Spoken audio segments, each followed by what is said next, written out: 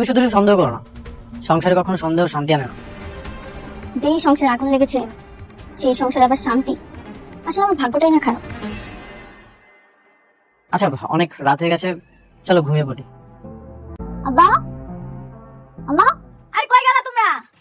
কিসে? কি হইছে না? আবার দিকে হাসতেছো, হইছেটা কি? কে মা কিসে? তোমাকে জামাই ফোন দিছিল। কি কই জামাই? আমার শরীর কেমন আছে এটা জানতে চাইছে। আছে জামাই মনটা মনে বলতেছে হাওয়া রকম করছে রে মা, হাওয়া রকম করতেছে বুঝছো? হব্বা, আমি আর কিছু চাই না। আমি চাই অনেক ওর সন্তানটারে নিজের সন্তান করে স্বীকার করি। আমি যাতে জানি এই সন্তানটা ওরই। এই ডাক্তারের রিপোর্ট এটি আমি বিশ্বাস করি না। আমি জানি ওর ভুল একদিন ঠিকই ভাঙবো, ও বুঝবো এই সন্তানটা ওরই। আপনি বুঝতে পারছেন কোনটা আসল শালিমা আর কোনটা নকল?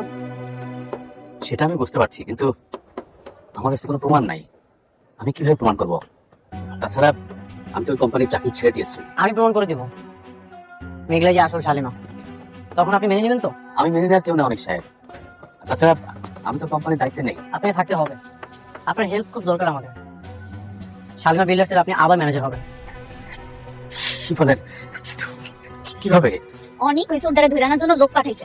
ছোটবেলায় যে আমরা চুরি করছিল না, ওই লোকটারে আনলেই সাক্ষী দিতে পারবো। সে সব প্রমাণ হয়ে যাবে। বাঁচতে চাইলে সত্যি করে বল, কেন মিথ্যা বলেছিস? বল, কে আসল শালিমা? বল। বলতেছি বাবা।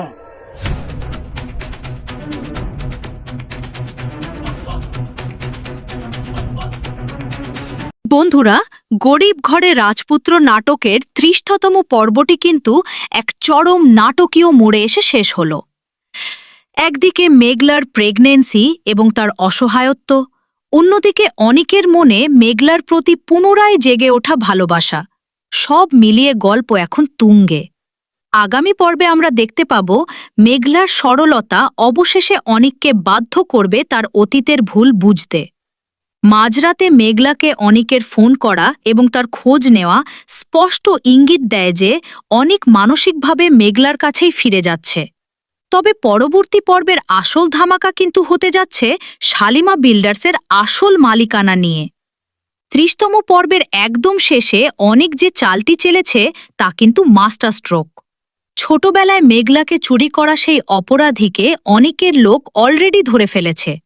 ৩১তম পর্বে সেই চোরের স্বীকারোক্তির মাধ্যমেই সবার সামনে মুখোশ খুলে যাবে সেই ভুয়া শালিমার।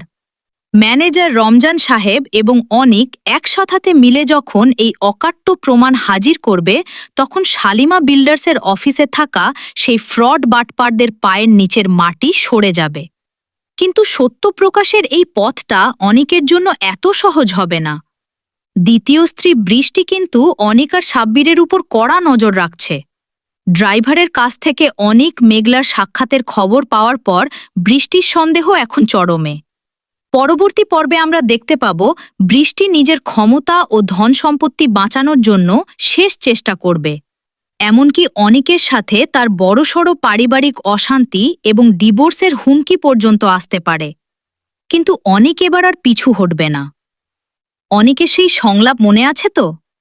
তোর পাপের পাহাড় অনেক বড় হয়ে গেছে। হ্যাঁ, আগামী পর্বে সেই পাপের পাহাড় ভাঙার পালা। চোরের দেওয়া জবানবন্দি এবং আইনি প্রমাণের সামনে ভুয়া শালিমা আর তার দোসররা পুরোপুরি কুপোকাত হবে। অনিক তার